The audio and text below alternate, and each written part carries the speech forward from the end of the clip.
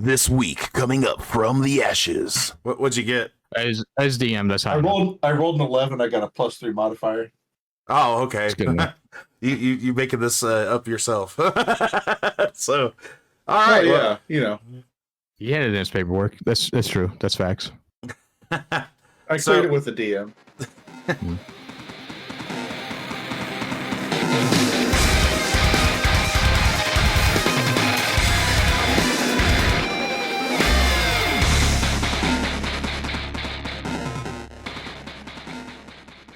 Welcome, everyone, to From the Ashes podcast. Today is January 29th, 2024, and I am your host, Phoenix.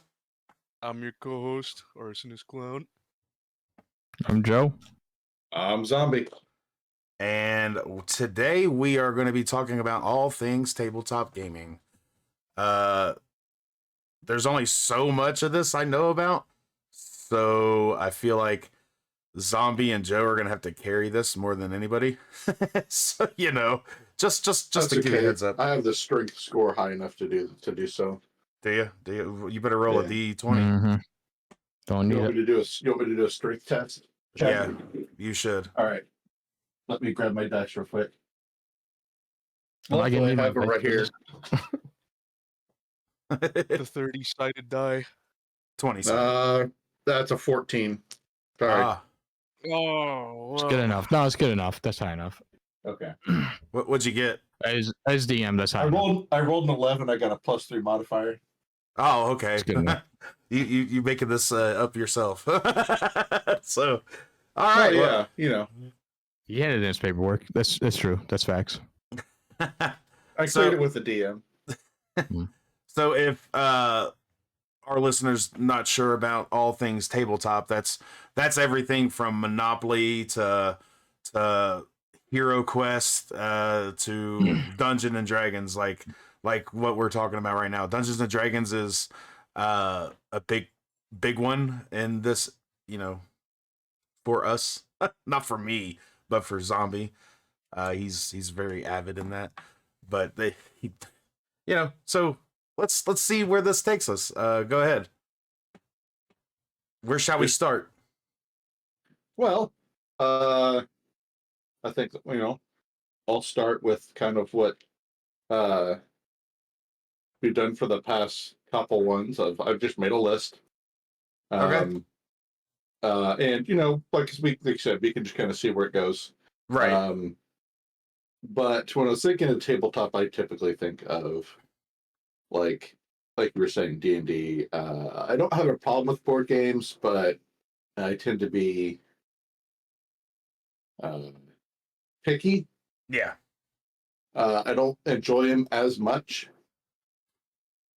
as I do like tabletop because they're, it's the creativity aspect. Yes. So I'll just go down my list and we can explain and go over individual games and systems as we see fit.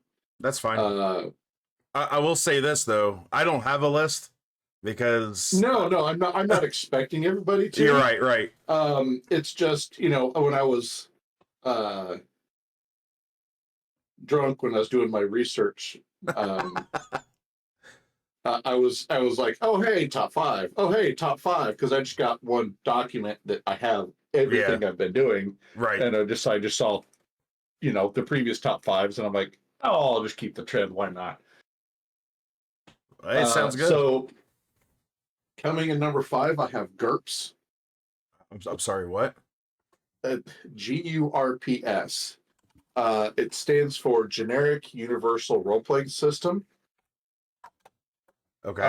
It basically, I can't remember. I don't know anything about like who made it or anything like that, or what current version they're on.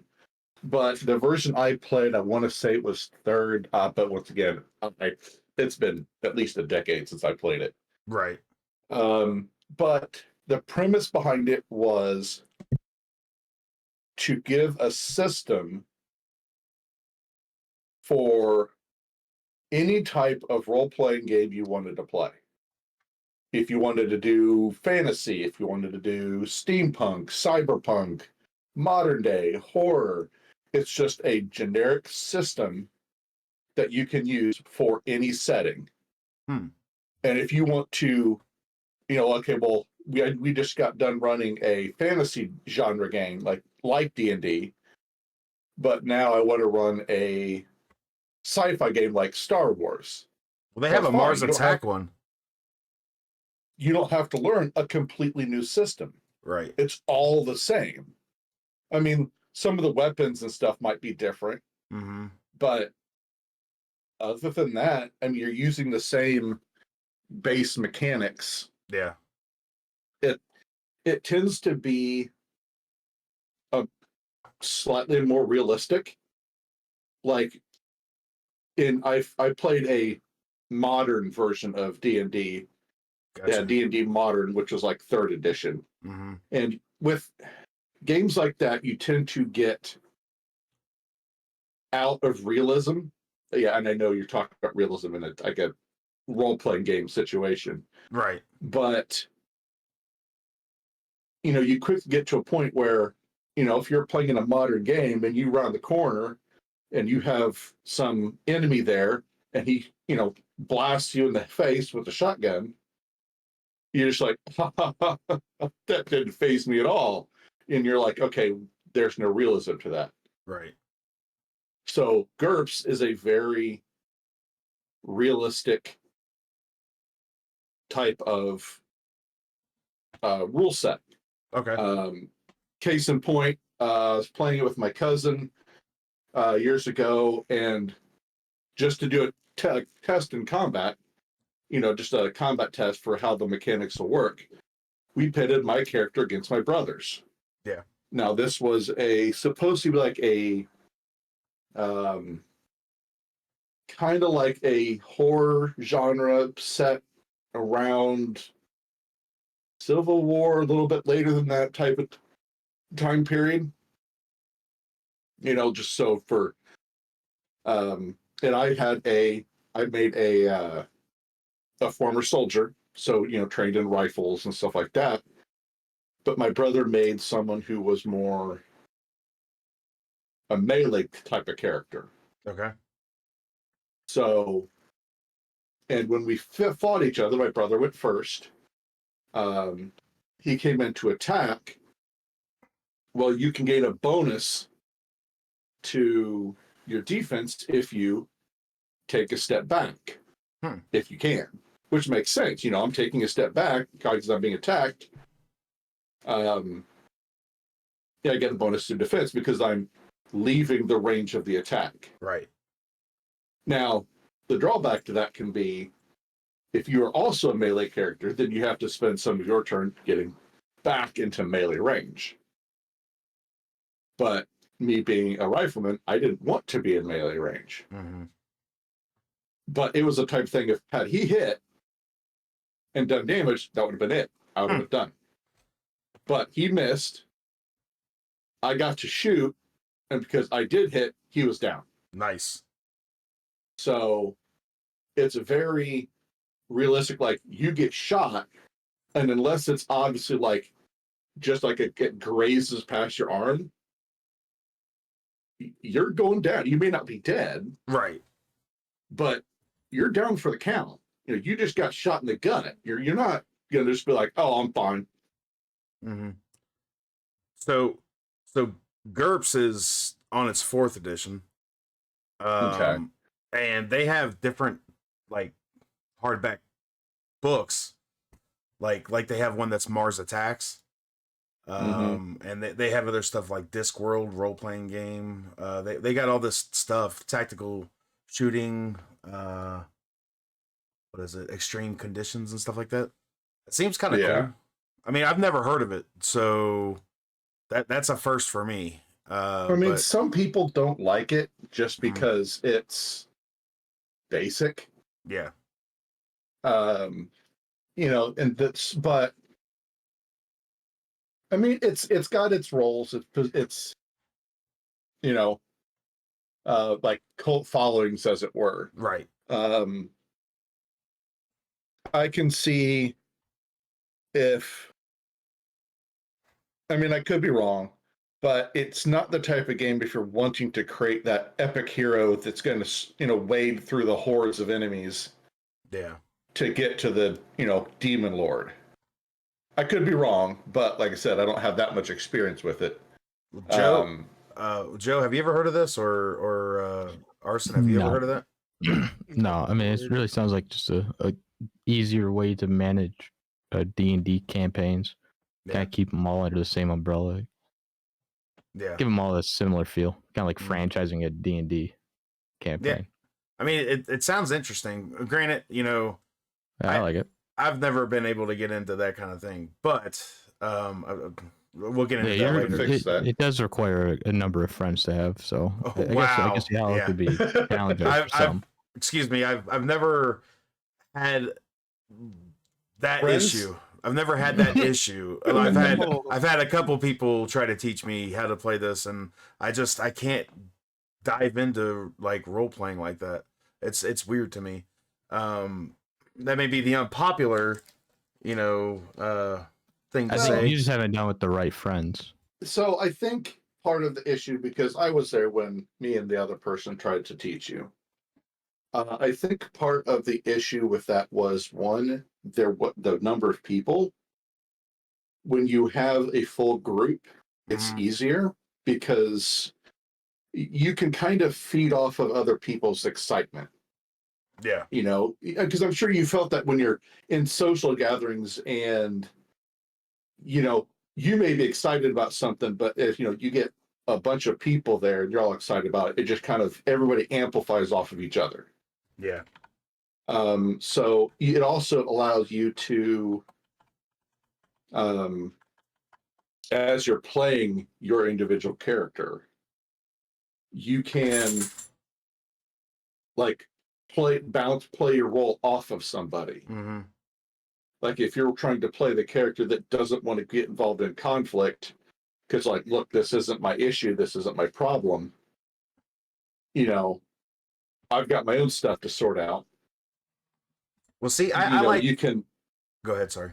You can kind of rely. You can kind of play that off of somebody else who maybe can then say, well, if we help them with theirs, then they may be able to free up enough resources to solve your issue altogether. Yeah. So my thing is I love like the D&D video games like Baldur's Gate series or Neverwinter Nights. Those were good. I like those. But when you get into the traditional way of playing it, it's I guess it's not my cup of tea, I guess one would say. Well, it's not tea to begin with. It's D&D. Well, So I mean, that that could may be your another first problem. Yeah. Well, you have to actually be playing D&D, not just drinking tea, under the impression that you're playing D&D. Yeah. anyways, There's a big difference. So what would be your number 4? So my number 4, and I can't remember the current company that owns it, but what I'm familiar with is White Wolf, so like Vampire the Masquerade, Mm-hmm. And they had their whole system was like vampires and werewolves and ghosts and mages and they went off the deep end. Like they got like mummies and all kinds of other horror type things. Mm-hmm. They even had one that was basically like golems. It's like you play like Frankenstein or Clay Golem. And they all had a horror-esque theme to it. Right. But I think it's a different mechanic because in terms of like most games that I was used to playing at that time, you roll a dice or a couple dice and you add or subtract a modifier. Mm-hmm. This one it's a dice pool system. So instead of rolling a dice or a couple dice, you're rolling a larger number of dice. Mm-hmm. So like, it's the same principle, stat plus skill, but instead of your overall modifier being, okay, well, my strength is 16, so I guess +3 to strength. My athletics rank is 5, so that gives me an 8 modifier to my dice roll. This would be like, okay, my strength is 3. So I get 3 dice there. Mhm. My athletics is 3. So I get 3 dice there. I roll 6 dice. And a success is like, for this is a 7, 8, 9, or 10. Right. So any of those dice, if they're 7, 8, 9, or 10, is a success. And then you say, okay, I got 3 successes on this roll. Hmm. And then the person running it would set the difficulties. Okay, well, 2 successes is you do the task successfully. You Right. jump the gap, without falling. But see, So that sounds like something that would be interesting to me because it's got a horror aspect to it. Yeah. So Oh, what? A whore? You would think that. how dare you? That's what you said. Just That's smoke a another horror one. aspect. Just smoke another one. We'll get back to you later. Okay, this guy's talking about whores and their aspects. Anyways, so So yeah, like I've heard of people that's like, if they don't succeed, like if if I need a 2 to succeed, well, I rolled a 1. mm-hmm. It's like, okay, well, you succeed, but at a cost. You can choose, okay, well, you accomplish a task successful, like you jump the chasm, but there'll be a cost. Well, yeah, like you sprain your ankle, or you don't initially make it, you smack your face into the side of the wall, but you manage to climb up, but you take some damage. Or maybe you were trying to be quiet, so you kicked some rocks down and alerted some enemies to your presence. There's Mm-hmm. some unknown cost that the person running the game would then tell you once you say, hey, yes, I want to succeed at a cost. He would then tell you, okay, you succeed. Here's the cost for succeeding. Right. I like that mechanic. That seems really unique in terms of compared to other ones where you just like fail.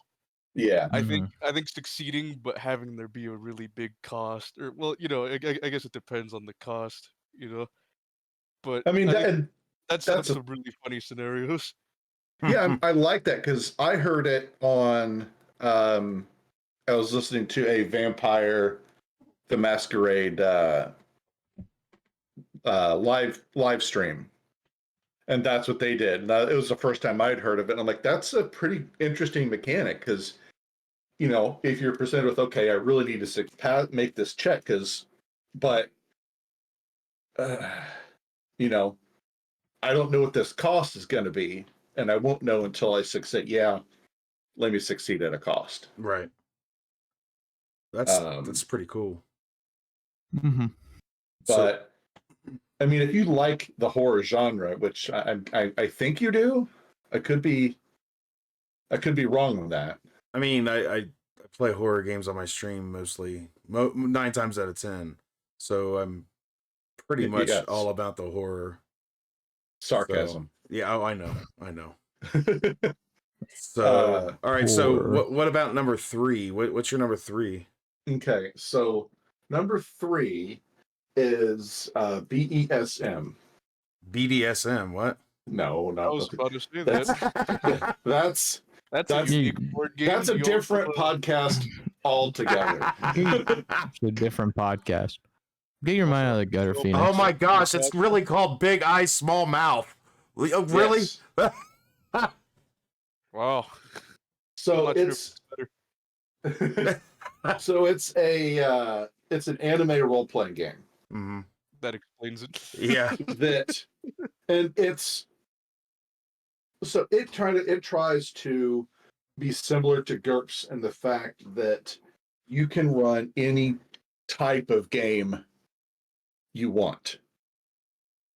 Obviously, it plays on a lot of the typical themes of anime movies and shows and stuff like that.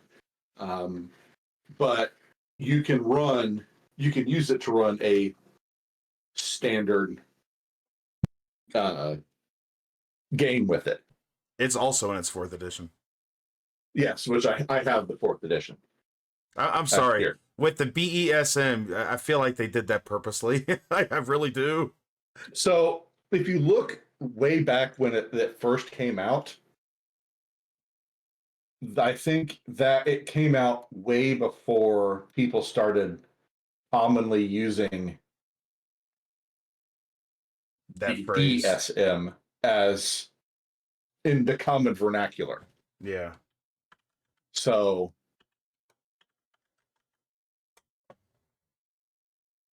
Well, but it's funny because like I'm looking at this and it has the there's a book that says BESM Naked 4th edition. It's hilarious. But so it's that pretty cool. particular so that when it says BSM naked, that's a because I backed it on the Kickstarter. Yeah. Oh, okay. So I have a lot of the stuff that they pushed out for, and that's a dumbed down version of the rules. It's Gotcha. a stripped down, Yeah. bare essentials only version. Phoenix And so edition. they just played on the, well, if we're stripping it down, it's the naked version. Right, right. Well, I'm just saying it's like the Phoenix edition, right? Like dumbed down. we'll have to see if it's Phoenix proof. Well, to be fair, it's got two of the aspects that I'm not very big in. First being anime, and second being like that particular style of game. So I highly doubt I'll ever play it. But so as far as the mechanics go, yeah, it is kind of like D&D in terms of that you're only rolling a couple dice, but it's different in turn by like you have your attack combat value, and you have to roll equal or lower than your value. Okay. To attack. So I rolled to attack. I successfully made the attack. Then the person I'm attacking has a chance to defend. Yeah. It's not just a static, here's the difficulty I need to hit. If I'm attacking Jim Bob, okay, I made the attack got off successfully. Why would Jim you rolls attack his Jim Bob? defense. He didn't do anything. Because he was there. Because he was there. Jeez. I mean, you don't know his story. So he would roll for his defense. Mm-hmm. And if he failed, then I would do damage. So just because I made the attack successfully doesn't always mean that I'm going to do damage. Representing the fact that, you can swing with your sword, and I hit him, but he raised up his shield or he turned and used his armor to absorb the impact. Yeah. I hit him. I just didn't do any damage. Gotcha. So it's okay. Yeah, I get it. What about, okay, so let's move on.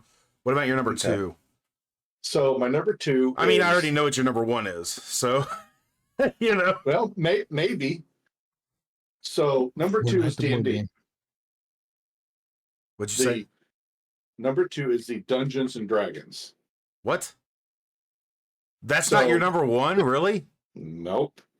I'll tell you my number one when we get there. So, of all the systems I've played, the first would be 3.5, followed by third, then fifth, then any others but fourth, and then fourth coming in last. Gotcha. And so we're gonna get more into Dungeons and Dragons, so we'll put that on the back burner for a minute. I figured. So what's your number one? Pathfinder. Oh, okay. Never mind. Yeah, I forgot about that. First edition, which is my preferred, which is first and then second is my order. I thought Pathfinder was D&D. No, so Pathfinder came about because Wizards of the Coast, D&D, had an open gaming license, which meant any company could create content using their rules. Okay. And Pathfinder saw 3.5 and went, hey, there's still some things that need to be fixed, in their opinion. So they fixed it and released Pathfinder version 1 under that open gaming license, to the best of my knowledge. I mean, I could be wrong, but that was my understanding of it. So most people refer to Pathfinder First Edition as D&D 3.75 because it used a lot of the same rules and mechanics as 3.5 with modifications. Okay. They a few years ago they came out with Second Edition, which they did veer away from the D&D rules, which now, as I'm thinking about it, probably makes sense why they made some of the changes they made in Second Edition from First Edition, is to distance themselves away from D&D proper. Gotcha. Well, I just always thought that, yeah, you guys always had, you and Chad always had your, like, Pathfinder stuff and all that stuff. Like, I know Chad has a bunch of it. So that's what I went by. So, okay. Well, that being said, that's his top 5. So, on that note, Arson. That leads us to today's ad break. Whoa! Your dungeon master has placed you in a dreadfully precarious position. You're playing the most phenomenal game ever created. Your skin grows cold from your first glimpse of the enormous beast. It's a product of your imagination. Survival depends on a quick, decisive move. Your choices are limited. Stand and fight, or run. Use your lightning bolt. Victory is yours. Win the treasure. TSR Hobbies, Dungeons and Dragons game. Products of your imagination. Hey guys, welcome back. We are currently talking about tabletop gaming. Zhombi just listed off his top 5. We're not doing it like top 5, but you know, obviously if you guys watched the first half, he did it in a drunk tirade, and you know, so we got that list. I'm not drunk now. No, you're when not. I made the list, I was drunk. So exactly. So we're gonna talk more about other type of games too, but we're gonna be coming back to D&D. Joe, what kind of games do you like, tabletop wise? I like a lot of different games. I don't like games where they're the same games as other games. So like Risk, I like Risk. I like Risk-esque games, but if you told me to pick 2, it would never be like Risk and then the Game of Thrones version of Risk. Yeah. Risk. Risk is amazing. Yeah. So I really like Risk. That one's fun sometimes. In that kind of vein, Catan. Love Catan. That's a lot of fun. Then my number 1 favorite tabletop game. Probably a game you guys haven't heard of. Klask. Klask. KLAS. never heard of it. Yeah, it's kind of like I mean, if you pull up the picture, you'll see what it looks like. But it's kind of like air hockey, but without air. Oh yeah. Yeah. Is it magnets? It's magnetic. Oh, that's cool. Yeah. So the toggles, there's a toggle on the bottom side of the board that's magnetized to the to your little thing. And Klask is actually the sound it makes when your paddle or handle falls into your goal. So the goal is to ultimately score goals. And there's like a couple ways you can get points. If your opponent gets their piece trapped in their goal, you get a point. If you score one of the little balls into the thing, you get a point. And if and you can see those 3 magnets in the middle. Yes. Those are called biscuits. Those are also magnetized on the bottom. And if you get 2 of those stuck to your piece, the other person gets a point. Oh wow. And so it's like air hockey, but there's a few more things, a couple new ways to score points. and things you have to be kind of looking out for. And they have different sizes too. They have that normal clask, and they have 4-person clask. Oh, that's kind of cool. And apparently, like according to the board, you go to 6. Yep. Okay. That looks really neat. Wow, that's my buddy was in the World Series for it. He won the World Series. There's a World Series for it? Good pals. Yep. Yeah, I used to run the social media marketing for the United States Classic Association, USKA. That was me, baby. Dang, look at you. Yeah, we had groups all across the nation, all across the country that would play Classic, and then their winners would go on to the grand tournament. We'd have U.S. tournament, then I'd go to the world. Yeah. And it's out of I think Finland. I think is where Mikkel is from. But yeah, you go to Finland, play maybe Sweden. What's the grand prize? I think you just play Classic. Another copy of I don't remember what it was. Brand new copy of Classic. You get our latest version. Oh, Danish. Yeah, he's Danish. That's pretty cool. He's made some other similar games. That looks really fun. I may actually get that. I bet, man. That's one of my favorite games to play.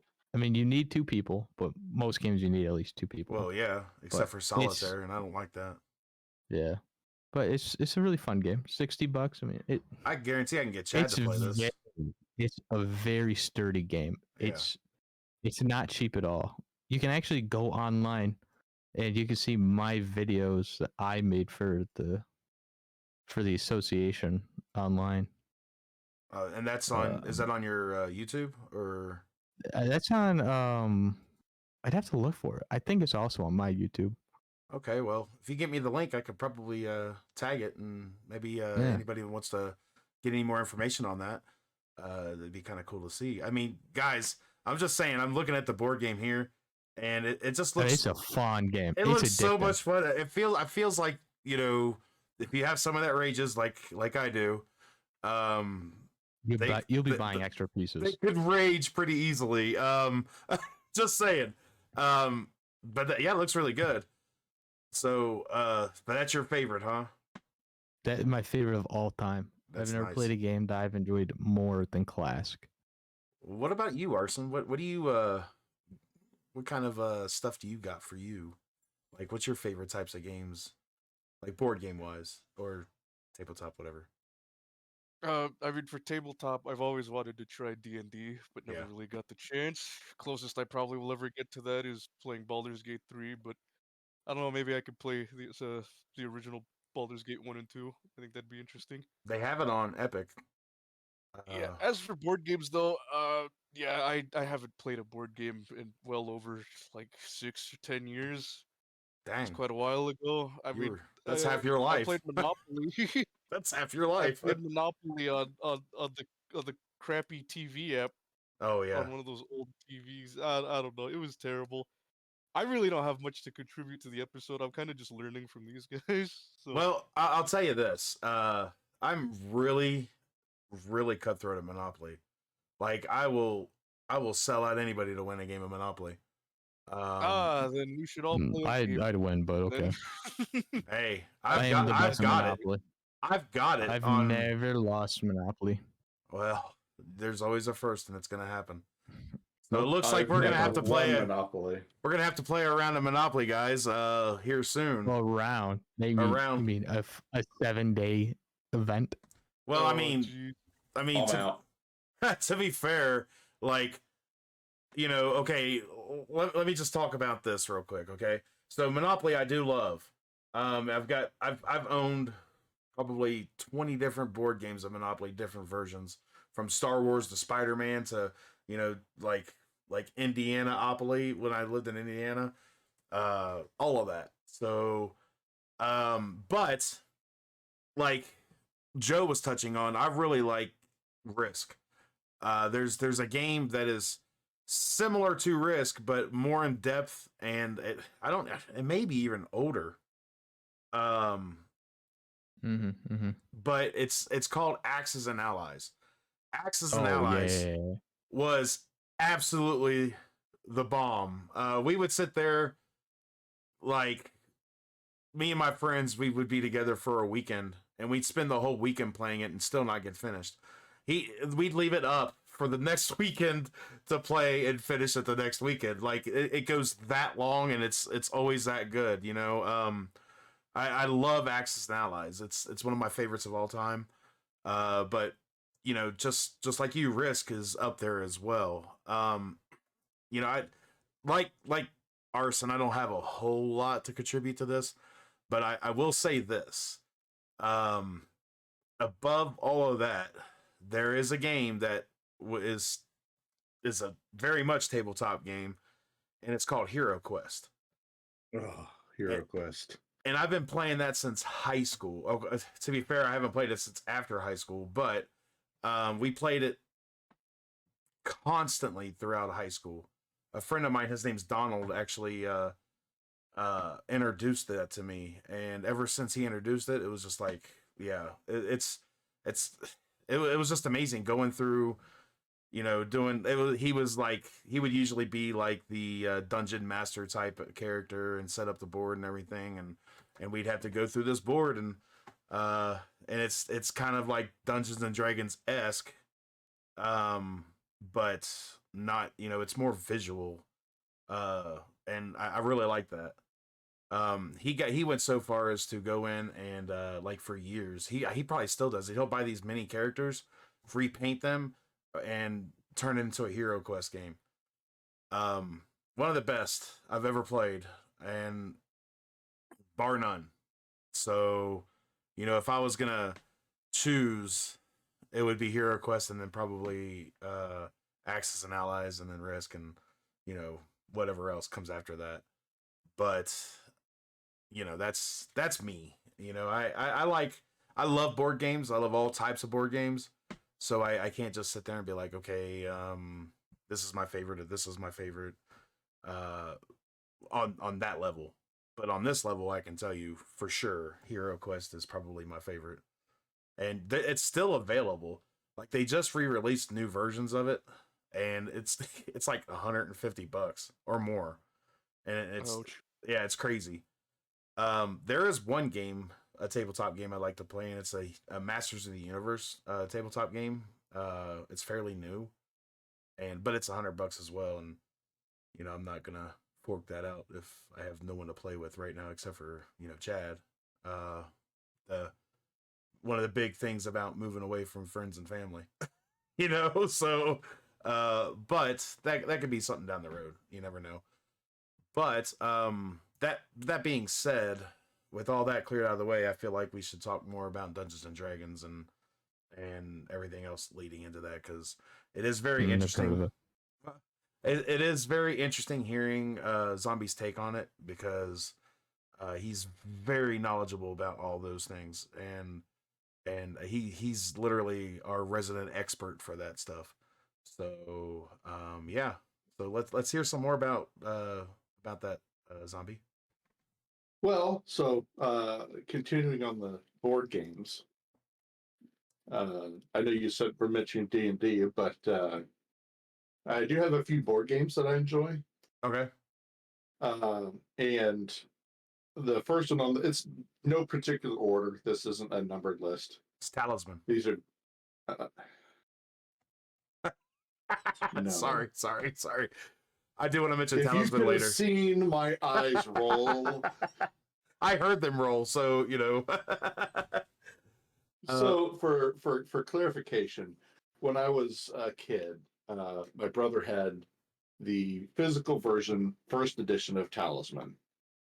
And when I go over to my aunt and uncle's, and we'd play it with our cousins, and like every time we went over, we'd play it. And we met at least once or twice a month. So for years, I played, and that was just not including the times that I'd play it at home with my brother, with my family.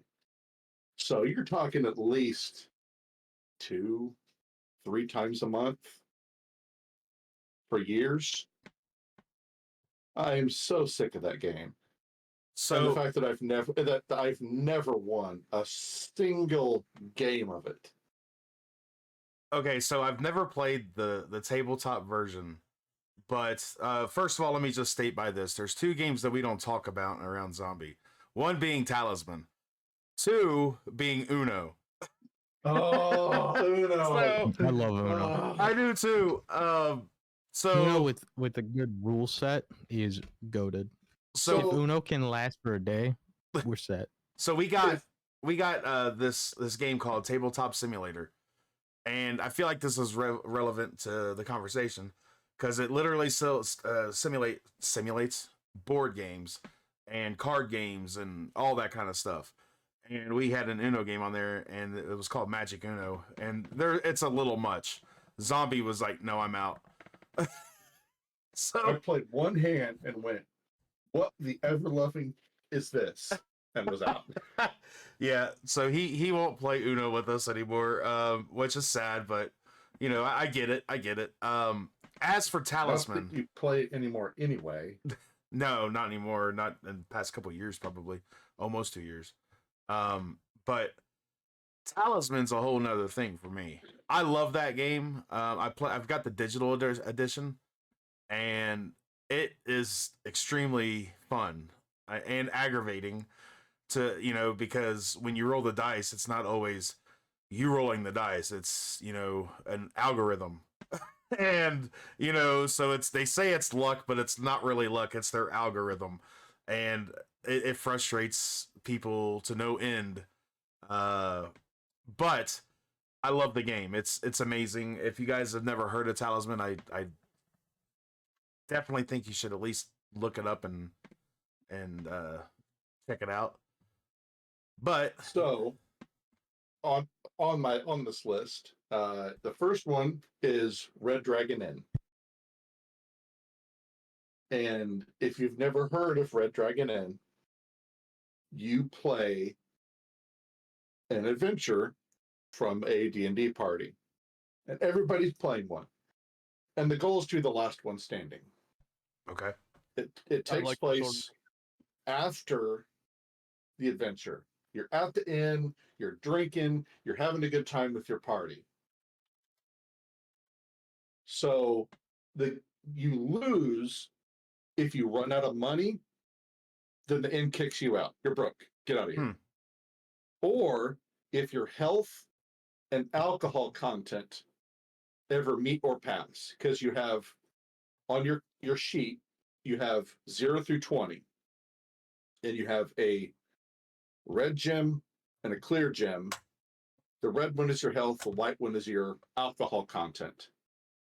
And as you play, your health will decrease and your alcohol content will increase as you take drinks.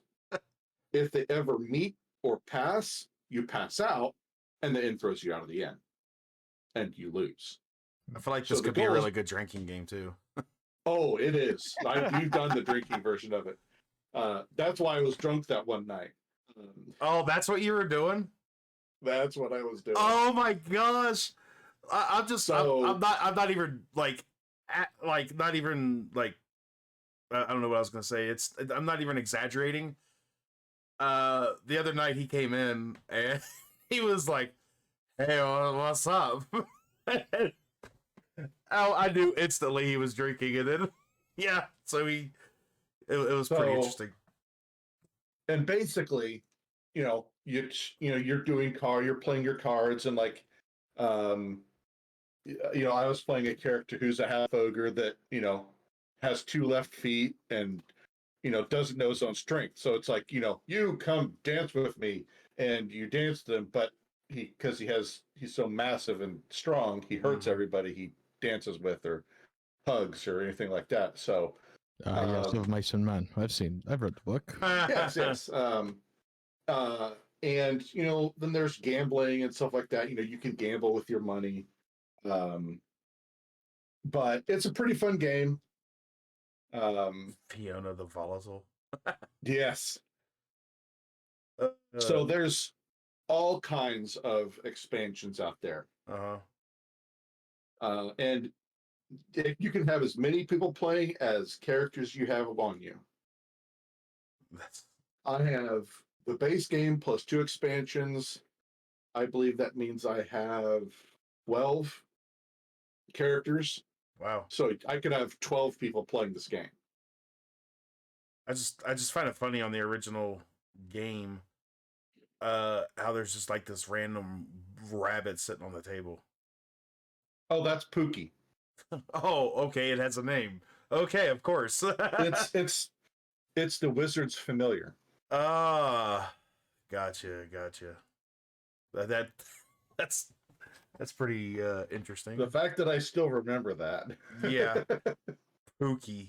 That's hilarious. So, moving on, Yes. the next one is a game called The Witches. And this is a bit of a different take on a game. Not everybody versus each other. It's everybody's working together, and you either win or lose all together. Are you like And basically, no. So you play in this like small village, and they have these issues, and that's the point of the game: is you move around the map and you try to solve these issues and stuff like that. And the more issues are let unchecked, things can get worse. Mm-hmm. And it's been a while since I've played it, but basically, if you're not successful or you're not quick enough, you can lose because as things compound, like because you can have, oh, this person started over here with a fever. Well, now, okay, well, yeah, this person still has a fever, but now their cows are getting sick. And okay, it starts spreading. And because, like, that's how it happens is the issues start spreading. And the more they spread, the more they overlap, and you can just get this clustercluck of things. But I like it because it is different. That you don't have I'm the winner and everybody else is a loser. It's, well, we either all won or we all lost. Well, that's pretty cool. I kind of like that kind of game, but also it's kind of like sucks because when I win, I like to just rub it in a little bit, Yeah, I guess if I didn't win as often, I'd be very excited to win. That would If be I you. get I can see that. I can see that. That would be you. What'd you say, Arson? If I can't win, no one can. Oh, you're the table flipper type of. If I can't win, nobody does. I like the table on fire. Well, So, and the last one is called Last Night on Earth. And this is a zombie game. imagine that. Yeah.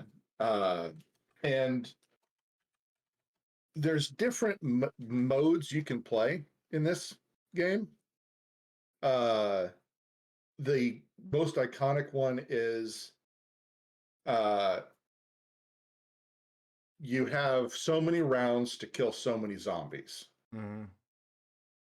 And if you don't, they win. So this is 2 to 6 players. And you have people playing the humans and you have people playing the zombies. So the zombies are actually people, and they can win by overpowering you or whatever the case may be. Right. Now, so there are obviously mechanics to prevent you from having all the zombies just, run away. And it's like, well, we're all sitting here in the corner, come get us. That doesn't make it that much fun. I mean, you control where they go. Well, yeah. And the mechanic is if a zombie is ever one movement away from a human, they have to move towards it, which makes sense. But other than that, there's no rule mechanic preventing you from saying, well, they're just going to hang out here by the spawn point, and I'm just going to amass this army of zombies. Come get them. Just stay over on my side, and I'll leave you alone. You zombies, you stay over But- there. But I mean, you know, it's a thing of they have to kill so many zombies. Yeah. So they force you. See, that's kind of the. So I Cheap don't way like out. that because it's. I mean, I won't make a beeline for them. I kind of just move them randomly. Mm-hmm. I try to keep them somewhat together, but you know, I try to simulate the mindless wanderings of a zombie, Right. I guess. But and there's different game modes. There's one that's like there's no time, but you have to find like the keys and some gas for a truck and drive out of town. You know, you're trying to escape. Right. There's one that's you have to like reinforce a manor and defend it from zombies. There's different modes, but it's all basically the same. You know, humans versus zombies and stuff like that. Right. Mm-hmm. That's pretty cool. That's gonna lead me to this real quick. So Here we go. I'm asking Joe specifically and Arson because actually Zombie may actually would this version may actually be interesting to him. Would you ever play the DBD board game, the Dead by Daylight board game? Oh yeah, absolutely would. I didn't know nothing about it, but I would. I would too. Maybe. I was I gonna got try. my dumbass trick. I'm already in. I was interested in it when they were doing the whole like trying to get it on it early, and you know what was it that you did with the one game Zombie? Kickstarter. The Kickstarter. Yeah, they Yeah. did a Kickstarter for it, and I missed the Kickstarter, but Yeah, you I was know, gonna, but also Dead by Daylight should have enough money to just fund it. right. I You shouldn't agree. need my Kickstarter money. So it would be really interesting. I wonder if you can get the DVD board game on Tabletop Simulator. Is it out yet? It's out, yeah. I mean, it's been out for a while, but like some are very hard, like to get a hold of. I don't know. You like, well, you can go through Unplugged Gaming and get it for $45. But you know, stuff like that. But then there's like the Japanese version that on eBay's $586. But anyways, neither here or Crazy. there. Yeah, that is crazy. I would Yes, love. you can get it on Tabletop Simulator. Can you That's really? wild. I think we I got. don't. There's seems to be a lot of maybe versions. Mm, I feel by like we different need to people. test that out. disconcerting. I need you all to get Tabletop Simulator. Well, Zombie I know has it. I'll go ahead and install it. So I really have been wanting to play this. We'll have to figure it out before anything, but yeah. So that pretty much sums up everything Tabletop.